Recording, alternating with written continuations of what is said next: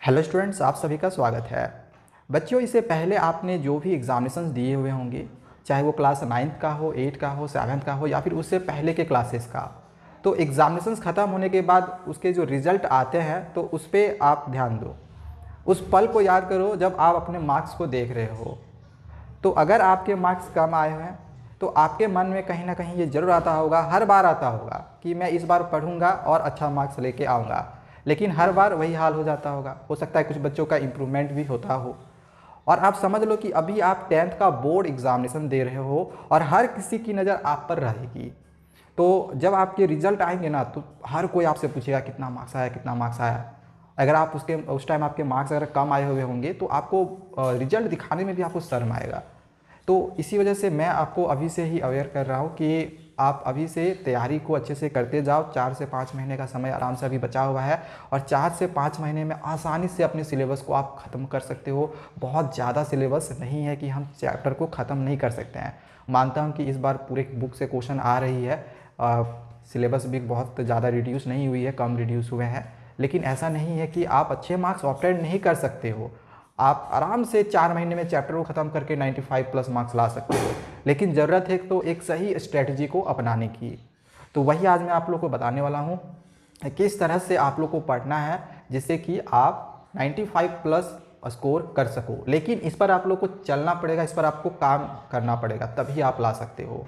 और याद रखना जो बात अभी मैंने आप लोगों को बताया कि जब रिजल्ट आप लोग का निकलेगा बोर्ड एग्जाम का तो हर किसी का नज़र आप पे होगा और आप उस टाइम रिजल्ट को जब बता रहे होगे तो आपको, अगर आप अच्छा मार्क्स लाओगे तो प्राउड फील करोगे, हाँ मैंने इतने मार्क्स लाए हैं।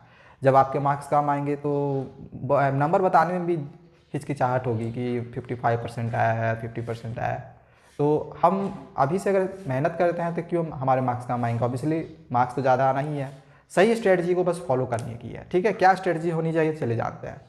देखिए हमारे देखा जाए तो मेन 5 सब्जेक्ट हैं, बाकी एक जो सब्जेक्ट होता है वो इंफॉर्मेशन टेक्नोलॉजी या फिर कंप्यूटर एप्लीकेशन लो या फिर कोई भी आप लैंग्वेज पेपर और दूसरा ले सकते हो, दूसरे आप सब्जेक्ट को भी इंक्लूड कर सकते हो। लेकिन मैक्सिमम लोग आज देखा जाता है कि इंफॉर्मेशन टेक्नोलॉजी या फिर कंप्यूटर एप्लीकेशन ही एक्स्ट्रा सब्जेक्ट में होता है, तो उसका जो परसेंटेज होता है वो काउंट नहीं होता है। तो उसका आप टेंशन ही मत लो कि उसमें आपके 0 मार्क्स भी आएंगे तब भी आप पास हो, उसका आपको टेंशन ही नहीं लेना है। ठीक है, कि मेरे कितने मार्क्स इंफॉर्मेशन टेक्नोलॉजी में आ रहे हैं या फिर कंप्यूटर एप्लीकेशन में आ रहे हैं, वो एक्स्ट्रा सब्जेक्ट है, उसके परसेंटेज में ही जोड़ते हैं। अभी मैं आप लोग बता रहा हूँ, मेन आप लोग के जो 5 सब्जेक्ट होंगे उसी के परसेंटेज आपके जोड़े जाएंगे। ठीक है, देखो जो बच्चे गलती कहाँ करते हैं वो मैं आपको बताता हूँ। बच्चे गलती करते हैं कि जो लॉन्ग आंसर्स होते हैं उसको याद करने लग जाते हैं और उसी में उनका समय ज़्यादा लगता है, जिसके वजह से उनके मार्क्स कम आ जाते हैं। लॉन्ग आंसर जैसे कि एसएसटी में अगर हम बहुत ज़्यादा पढ़ने लगे, 4 बुक देख के तो बच्चे ऐसे ही परेशान हैं। 4 बुक है हमारे एसएसटी बुक में, इकोनॉमिक्स है, सिविक्स है, ज्योग्राफी है, हिस्ट्री है, इतने सारे चैप्टर्स है, उसको देख के ऐसे ही बच्चे परेशान हैं। तो परेशान होने का ऐसा कोई बात ही नहीं है। आपको क्वेश्चंस आंसर्स याद ही नहीं करना है, आपको आंसर्स याद ही नहीं करना है एसएसटी में। याद करना है तो सिर्फ शॉर्ट एकदम एक वर्ड वाला आपको आंसर्स याद करना है। ठीक है, ऐसे जो भी 1 वर्ड वाले क्वेश्चंस के आंसर्स होंगे आगे मैं आप लोग बताऊंगा। बाकी जो लॉन्ग वाले आंसर्स वाले होंगे या वेरी लॉन्ग वाले होंगे तो आप उसमें अगर बना के कुछ भी लिखते हो, आप अगर आपने चैप्टर पढ़ा हुआ है तो उसमें आपको ऐसे मार्क्स मिलने हैं। ओके, मार्क्स स्टूडेंट्स के किस सब्जेक्ट में कम आते हैं तो वो आप समझ लो। मैथ्स और साइंस, ये 2 ऐसे सब्जेक्ट्स हैं, मैथ्स और साइंस, ये 2 ऐसे सब्जेक्ट्स हैं जिसमें स्टूडेंट्स के मार्क्स काटे जाते हैं। इस बार की भी रिजल्ट उन्हीं की खराब हुई है जिनके इन दोनों सब्जेक्ट्स में मार्क्स कम आए हैं, और इसी में कम आता है, बाकी आपका किसी में कम आएगा नहीं। आप खुद समझ लो, क्या हिंदी में आपके मार्क्स कम आएंगे? बिल्कुल नहीं आएंगे, क्योंकि उसके आप खुद मास्टर हो, आप कुछ भी लिख रहे हो आपको नंबर मिल रहा है। आपके इंग्लिश में भी कम मार्क्स नहीं आएंगे, ये भी श्योर है। क्यों इंग्लिश में क्यों कम मार्क्स नहीं आएगा इसका मैं आप लोगों को बता रहा हूँ। ठीक है, इससे पहले का जो पैटर्न है वो मैं अभी बता रहा हूँ, हो सकता है आगे चल के पैटर्न चेंज होगा। सितंबर में सैम्पल पेपर सीबीएसई जो है निकालती है, तो उस टाइम वो ब्लूप्रिंट बता देती है कि कितने कितने मार्क्स से कितने कौन कौन से सेक्शन से आएगा या फिर कौन कौन से चैप्टर से आएगा। तो उस टाइम मैं आप लोग को और भी बताऊंगा सारी चीज़ें अच्छे से। बट फिलहाल अभी तक जो पैटर्न है वो मैं आपको बता रहा हूँ कि 40 मार्क्स का लिटरेचर रहता है। ठीक है, हो सकता है आगे चेंज होगा, अगर होगा तो मैं बताऊँगा, फिलहाल अभी यही है, हो सकता है यही रह जाए। ठीक है, तो 40 मार्क्स का लिटरेचर रहता है, 30 मार्क्स का राइटिंग सेक्शन से रहता है। आप समझ सकते हो, राइटिंग सेक्शन 30 मार्क्स का, और 20 मार्क्स का रीडिंग सेक्शन रहता है, और मात्र 10 मार्क्स का ग्रामर रहता है, मात्र 10 मार्क्स का ग्रामर रहता है। तो आपको रीडिंग सेक्शन में प्रॉब्लम होगा नहीं, पैसेज दिए हुए हैं, आंसर्स आपको वहीं से मिल जाएगा, आप आंसर्स को लिख लोगे, इसमें आपको प्रॉब्लम होगा नहीं। अच्छा, लिटरेचर सेक्शन 14 मार्क्स का है, 40 मार्क्स में इसमें भी आपको प्रॉब्लम होगा नहीं, आपने स्टोरी याद करके गया, लॉन्ग आंसर आता है लिखने के लिए, इसमें शॉर्ट 1 वर्ड वाला तो आता है नहीं लिटरेचर में, तो इसमें भी आपके मार्क्स अच्छे खासे आ जाएंगे। बस आपको कुछ भी लिख के आना, आपको खाली छोड़ना नहीं है, आपको नंबर मिलने ही मिलने हैं। आप कुछ भी लिख के आते हो तो आपको उसमें नंबर मिलेंगे, बस खाली नहीं छोड़ना है। और राइटिंग सेक्शन तो ऐसे ही हम लोग का हो जाता है, क्योंकि इसमें हमने सिर्फ फॉर्मेट सीख के गया, तो बीच में आप कुछ भी फिर लिख देते हो तो फिर आपको नंबर मिल जाता है, तो इसमें भी आपको प्रॉब्लम होगा नहीं। प्रॉब्लम किस में होगा? 10 मार्क्स में, तो मेरा 10 मार्क्स नहीं आए, 90 नंबर तो आएगा। तो ग्रामर में अगर आप बहुत ज़्यादा फिर अपना समय को बर्बाद करते हो तो फिर वो भी सही नहीं है। हाँ, ऐसा मैं नहीं कर रहा हूँ ग्रामर आप लोग पढ़ो नहीं, ग्रामर पढ़ो, लेकिन बहुत मतलब उसमें समय नहीं देना है। अगर आप इसमें आधा घंटा दे रहे हो या फिर 1 घंटा आप सप्ताह में दे रहे हो तो वो मेरे ख्याल से बहुत है, ठीक है। तो समय को भी बचाना है, समय को भी देखते हुए जाना है, तो इस पर आप ध्यान रखें। ये इंग्लिश का फिलहाल अभी तक जो सीबीएसई एग्जामिनेशन ले रही है जिस पैटर्न पे, वो पैटर्न मैंने आप लोगों को बताया हुआ है, ठीक है। तो इंग्लिश में स्टूडेंट्स के मार्क्स आ जाते हैं, इंग्लिश में ज़्यादा प्रॉब्लम होता नहीं है, इंग्लिश का आपको टेंशन नहीं लेना है, ठीक है। हिंदी में भी मार्क्स आ ही जाते हैं, अभी मैंने आप लोग बताया, एसएसटी में भी आ जाता है, उसमें भी स्टूडेंट्स को प्रॉब्लम नहीं आता है। अभी जो भी रिजल्ट निकाला गया सीबीएसई की तरफ हाल ही में निकाला है, अगर आपके कुछ फ्रेंड्स होंगे तो उसके आप मार्क्स देखो, अगर उसका 80% या 90% से अबव है तो उसमें आप देखो कि इन दोनों में परसेंटेज ज़्यादा होगा तभी होगा। अगर किसी का परसेंटेज कम है, अंडर 70 या अंडर 60, तो आप उस पर ध्यान दो कि यही दोनों सब्जेक्ट में नंबर कम आए हुए होंगे, बाकी में अच्छे खासे ही नंबर होंगे, इन सब से ज़्यादा ही होंगे। तो focus on maths and science, ठीक है। हम इनका ट्यूशन भी करते हैं, मैथ और साइंस का, बहुत सारे बच्चे करते हो सकता है कुछ बच्चे नहीं करते हो, लेकिन फिर भी इसमें स्टूडेंट्स कम नंबर लाते हैं। सबसे ज़्यादा हम इसी सब्जेक्ट को पढ़ते हैं, फिर भी स्टूडेंट इसमें कम नंबर लाता है। क्यों भाई, ऐसा क्यों है कि हम लोगों का जो मार्क्स आता है इसी में कम आता है? हम चैप्टर पढ़ लेते हैं, लेकिन फिर पढ़ने के बावजूद भी नंबर कम आने के पीछे रीज़न क्या है?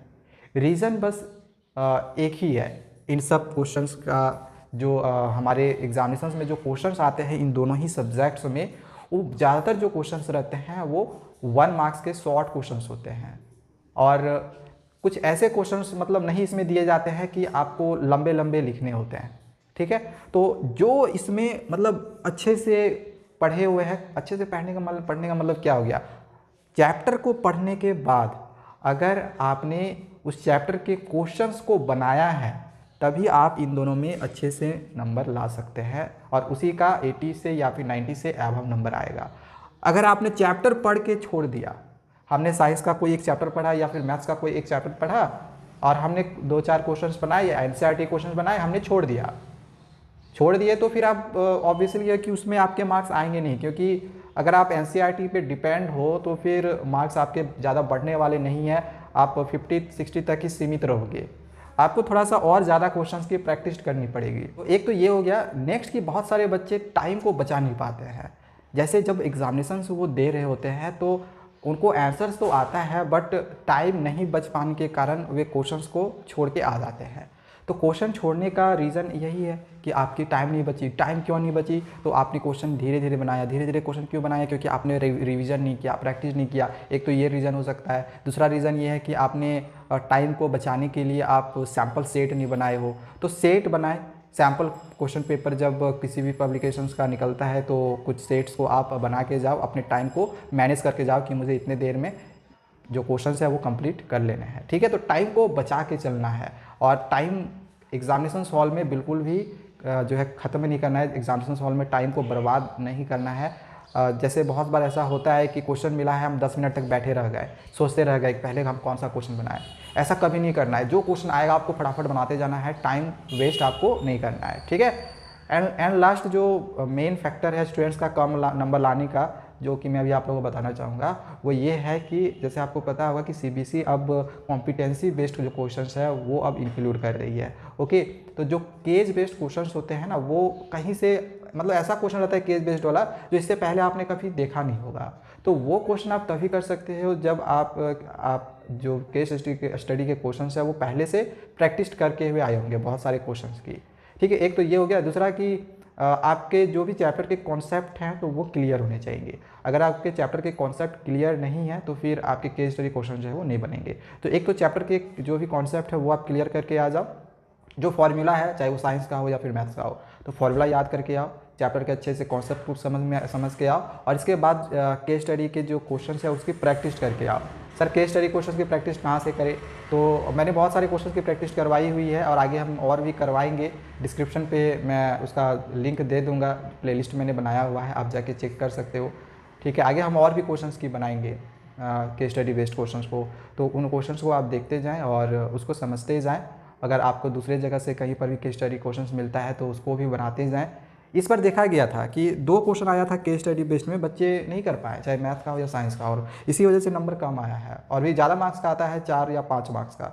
तो केस स्टडी क्वेश्चंस को आपको अच्छे से करके जाना है। आपके 4-5 मार्क्स ऐसे करके 2 क्वेश्चन तो ऐसे ही 10 मार्क्स कट गया, नहीं मतलब 100 में 90 ऐसे ही आ गया, तो कहाँ से आपके 90% से अब आएंगे। तो ये 2 क्वेश्चन जो केस स्टडी क्वेश्चन होंगे, इसकी प्रैक्टिस आपको ज़्यादा से ज़्यादा करनी है। ठीक है, आगे आपको मैं बहुत सारी और भी इंपॉर्टेंट चीज़ें बताऊंगा, कैसे आप मार्क्स इंक्रीज़ करोगे, आपको क्या चीज़ें करनी चाहिए क्या नहीं करनी चाहिए। तो बस आप चैनल को सब्सक्राइब करके रखिए। आज के लिए बस इतना ही, आगे और भी जो भी नई नई चीज़ें आएंगी तो वो मैं आपको बताते रहूँगा। Okay, thank you.